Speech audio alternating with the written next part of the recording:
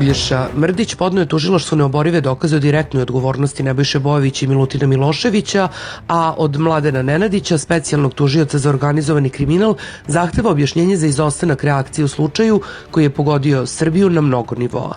Tragedija, koja je 1. novembra 24. godine na novoj železničkoj stanici u Novom Sadu odnela živote 16 ljudi, a više od 30 teško povredila, nije bila nesrećan slučaj, već posledica godina nemara, ignorisanja upozorenja i pokušaja zataškavanja. Dokumentacija koju je narodni poslanik i predsjednik Skupštinskog odbora za pravosuđe, državnu upravu i lokalnu samoupravu dr. Uglješa Mrdić dostavio tužilaštvu za organizovani kriminal razotkriva lanac odluka u državnom preduzeću Infrastruktura železnice Srbije koji direktno vode do Nebojše Bojovića i Milutina Miloševića. Ovo nije nesreća, ovo je dokazani kolaps sistema odgovornosti. Svi su znali, a niko nije reagovao, naveo je Mrdić u dopisu u tužilaštvu.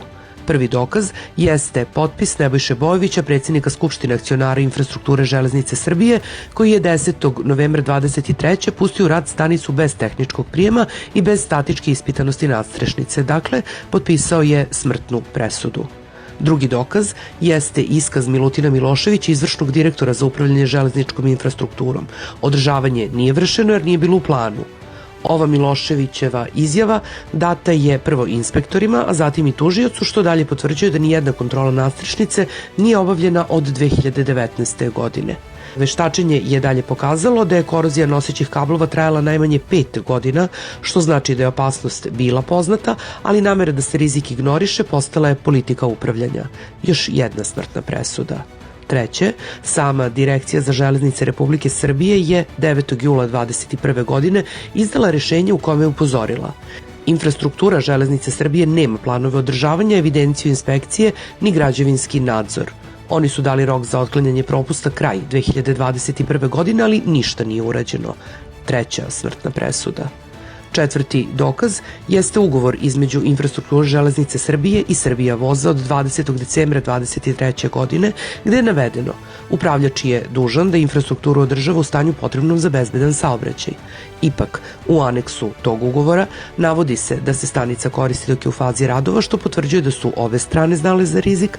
Nova smrtna presuda. Peti dokaz predstavlja organizacionu šemu Infrastrukture železnice Srbije koja je dostavljena tužilaštvu i na osnovu koja je potpuno jasan lanac komandne odgovornosti. Na čelu se nalazi Nebojša Bojović kao predsjednik Skupštine, iza njega ide Milutin Milošević kao izvršni direktor, a onda sektori za saobraćaj, građevinu i održavanje iza kojih dolaze podređeni inženjeri.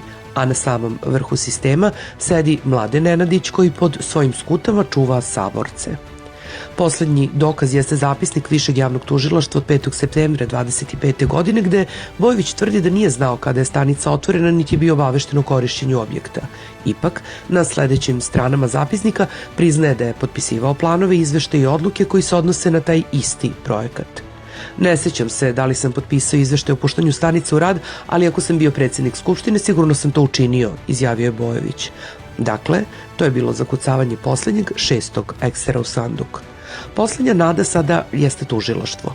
Pitanje je samo da li će reagovati ili će se, kao i do sad, praviti slepi, gluvi i glupi. Porodice stradalih i dalje čekaju istinu, a javnost odgovor na pitanje ko je dozvolio da stanica uđe u upotrebu, iako su svi znali da nije bezbedna.